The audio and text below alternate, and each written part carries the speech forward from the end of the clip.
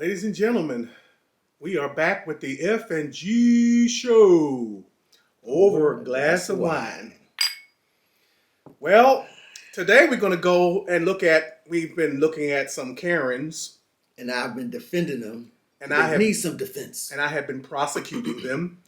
And now we're going to watch a video with some Kens and Karens. And so the Kens and Karens, they're the same. They're privileged. So we're going to watch some privileged Kens and Karens gone wild. But that's not what we're watching now. Oh, well, we'll do that one another time. We're going to watch a Karen at Starbucks. You mean to tell me you have to be belligerent at Starbucks? Something's really wrong with you. Let's look at this. It's not a law. It's not a law. And I can show you the penal code and everything. It's a hoax. Viral cell phone video shows how things turned ugly when a Starbucks customer was asked to put her mask on in Santee. ABC 10 News reporter Michael Chen talked to the barista who described the customer's outburst involving politics and race.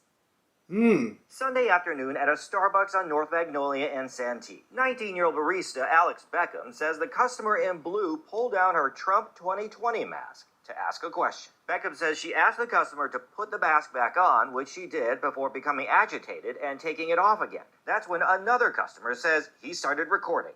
Listen to anything you say when you talk to me like that. Told her that just to make sure that if she ever were to come back, to make sure that the store and the customers were protected. Moments later, the customer serves up a different motive. No, it's because you're discriminating against me because I'm a Trump supporter.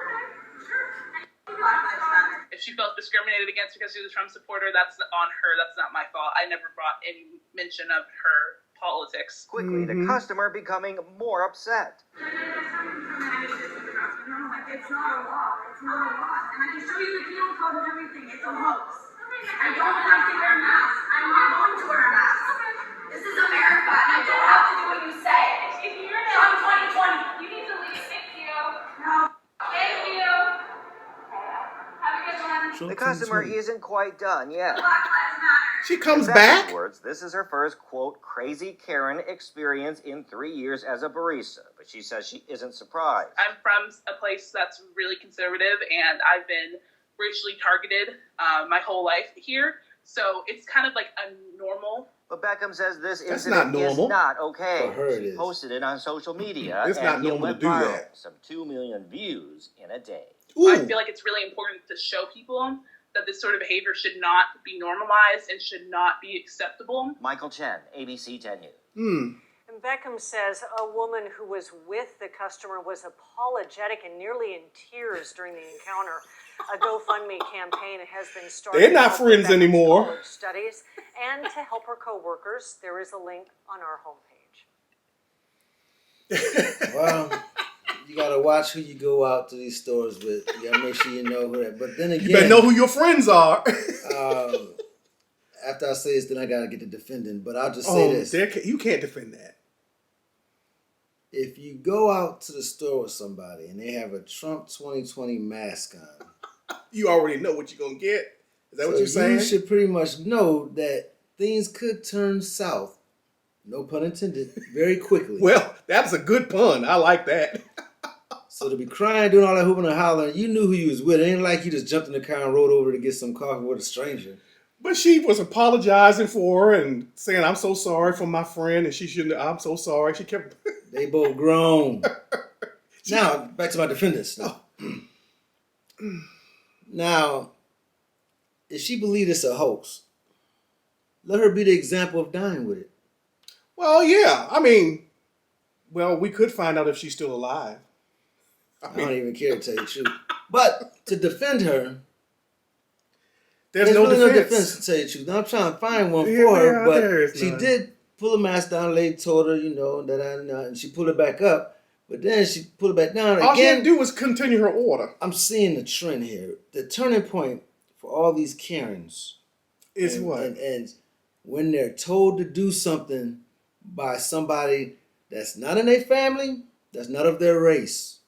Of course. That's when the little Karen juice come up. Yes. And then The that's when they privilege. flip over and The they start privilege going. starts to pop The up. privilege is always there, but the Karen factor kicks in because I ain't gonna let you tell me what to do, even if you're right.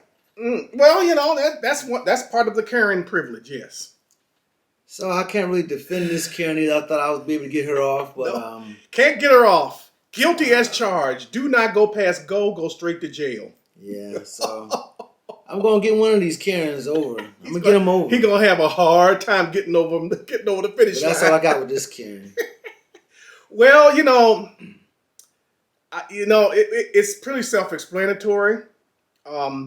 She said this area was highly conservative, and and that doesn't necessarily mean all conservatives are racist, but she knows that she's experienced it since in this area a lot, and all of the Karens gone wild, and the Trump people are, in my opinion, kind of mentally ill, and so You got nothing to do with no mentality. they are mentally ill. I mean, I don't believe it. when you act crazy like that because you can, you're mentally ill. And No, because then that means black dudes in the hood acting crazy. They mentally ill too.